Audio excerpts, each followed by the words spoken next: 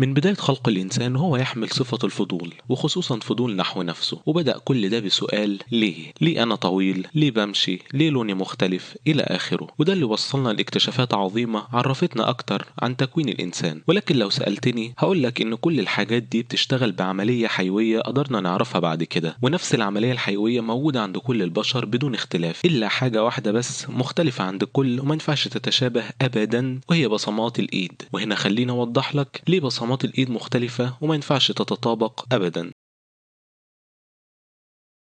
سنة 1823 اكتشف عالم التشريح التشيكي جان بريكينج اختلاف البصمات من شخص لآخر، وقال إن البصمات هي خطوط دقيقة جلدية مميزة لكل فرد، بمعنى إن لكل شخص بصمة واحدة مش بتتطابق ولا بتتشابه مع بصمات أي شخص تاني في العالم، وهي مش مرتبطة بعرق معين أو جينات معينة. يعني الأخوات ليهم بصمات مختلفة حتى لو توأم، ومش بيتم توريثها كاملة، يعني مش هتكون متطابقة مع بصمات الأم أو الأب. ووضح إن البصمة بتتكون من حاجة اسمها تلال جلدية، وليها 3 أنماط أقواس، دوامات وحلقات. طيب طالما في 3 أنماط بس، هل ده معناه إن بصمات البشر أصحاب النمط المتشابه متطابقة ومفيش اختلاف؟ الحقيقة هي لأ، لأن مش الأنماط بس اللي بتميزها، وده بسبب التفاصيل الدقيقة لرسم خطوط البصمة بتختلف من إنسان لإنسان تاني، من ناحية حجمها وعددها وترتيبها اللي بيتحدد مع بداية تكوين الجنين. بتبدأ البصمات تظهر في الشهر الثالث من تكوين الجنين، وبتختلف